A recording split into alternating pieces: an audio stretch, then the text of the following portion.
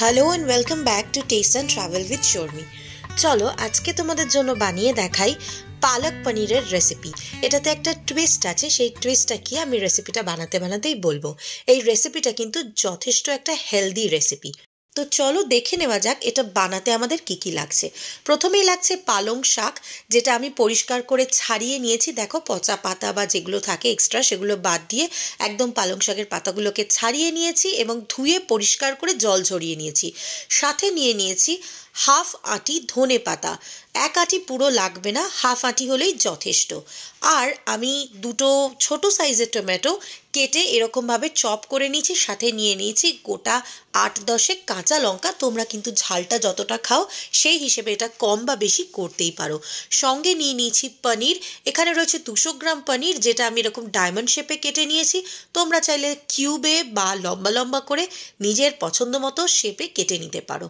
প্রথমেই এটা রান্না করার জন্য আমাকে যেটা করতে হবে সেটা হচ্ছে একটা কড়াইতে আমি কিছুটা জল গরম বসাবো।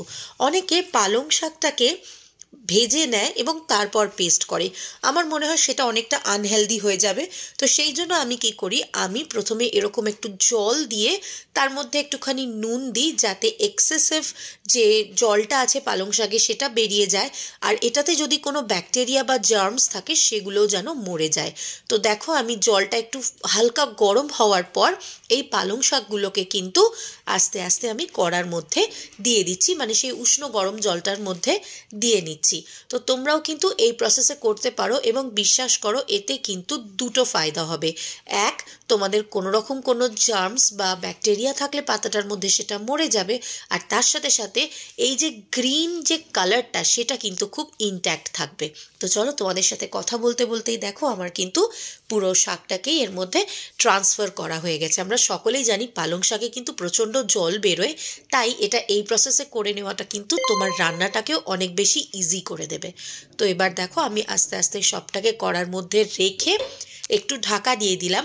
এটাকে আমি কিন্তু বেশিক্ষণ গরম করব বা ফোটাবো একদমই তা নয়। মিনিট 2 থেকে 3 মিনিট এরকম রাখলেই যথেষ্ট। তো দেখো আমি মোটামুটি 2-2.5 মিনিট রাখার পরে কিন্তু ঢাকাটা খুলে তোমাদেরকে দেখাচ্ছি। দেখতেই পাচ্ছ পালং শাকটা কিন্তু অলমোস্ট হাফ কোয়ান্টিটিতে চলে এসছে।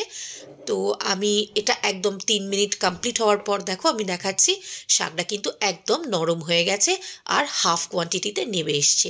এটাকে কিন্তু একদমই বেশি ফোটাবে না, জলটাকে জাস্ট উষ্ণ গরম করেই কিন্তু তোমাদেরকে শাকটা দিয়ে দিতে হবে। এরপরেই একদম ঠান্ডা কনকনে আইস কুল ওয়াটার, মানে একদম বরফের মতো ঠান্ডা জল যেটা বলে, সেই ঠান্ডা জলে এই সেদ্ধ করে রাখা পালং শাকটা ব্লাঞ্চ করে নেব। মানে আমি এই গরম জলে ডোবানো পালং শাকটাকে জল ঝরিয়ে একদম এই ঠান্ডা কনকনে জলটাতে দিয়ে দেবো। এটার একটাই কারণ, আমরা যদি এইভাবে পালং শাকটা রান্না করি তাহলে পালং শাকের যে সবুজ কালারটা সেটা কিন্তু একদম ইনট্যাক্ট থাকবে, কোনোভাবেই সবুজ রঙটা কিন্তু নষ্ট হবে না। তাতে তোমাকে রান্না করার সময় কোনো রকম আর্টিফিশিয়াল ফুড কালার ইউজ করার প্রয়োজনই পড়বে না। তো দেখো আমি একদম ঠান্ডা জলের মধ্যে এরকম ডুবিয়ে দিয়েছি। 1 মিনিটের জন্য আমি এটা রেখে দেবো ঠান্ডা জলের মধ্যে।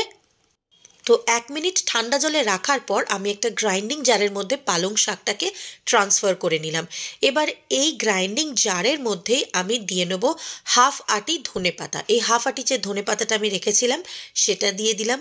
তার সাথে সাথে দিয়ে দিলাম কাঁচা লঙ্কাগুলো। এবার তোমাদেরকে বলি আমি কিন্তু এখানে নিয়ে নিয়েছি 8-10টা মতো কাঁচা লঙ্কা।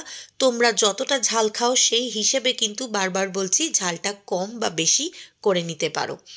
তো চলো এবার দেখো এই সবকটা আইটেমস দিয়ে আমি এইটাকে ভালো করে একটা পেস্ট করে নেব। পালং শাকে যতটা জল থাকে না, তোমাদেরকে আর আলাদা করে কিন্তু জল দেওয়ার প্রয়োজনই পড়বে না। তো দেখো আমার পালং শাকটা কিন্তু পেস্ট হয়ে গেছে। এবার আমি রান্নার নেক্সট প্রসেসে যাব। এবার কি করব, এবার আমি একটা কড়াইতে দিয়ে নেব একটুখানি তেল।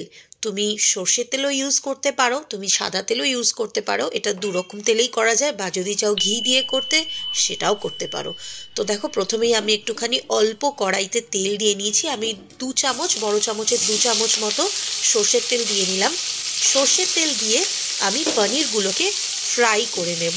একটু মিডিয়াম টু হাই ফ্লেমে রেখে আমি এই পনিরগুলোকে হালকা ফ্রাই করে নেবো, খুব বেশি ফ্রাই করলে কিন্তু কড়া হয়ে যাবে। দেখো সামান্য একটুখানি নুন দিয়ে দিলাম, নুন দিলে পনিরের ভেতরেও এই মুহূর্তে নুনের টেস্টটা কিন্তু একটু অ্যাবজর্ব হয়ে যাবে, কারণ পনিরের যেহেতু নিজস্ব কোনো টেস্ট থাকে না, অনেকেই খেতে পছন্দ করে না। তবে এইভাবে যদি পনিরটা ভেজে নাও তাহলে আমার মনে হয় পনিরের কাঁচা গন্ধটাও থাকবে না এবং তোমার রেসিপিটা খেতে কিন্তু খুবই সুন্দর হবে। তো দেখো আমার পনিরগুলো ভাজা হয়ে গেছে। রান্নায় তেল যত কম ইউজ করবে ততই ভালো।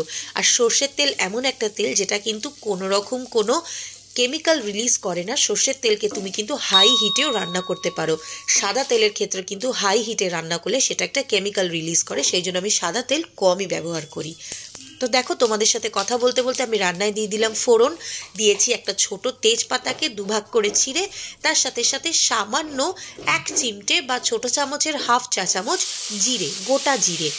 এবার আমি দিয়ে দিলাম আমার চপ করে রাখা টমেটোগুলো, দিয়ে আমি একটুখানি নাড়াচাড়া করব।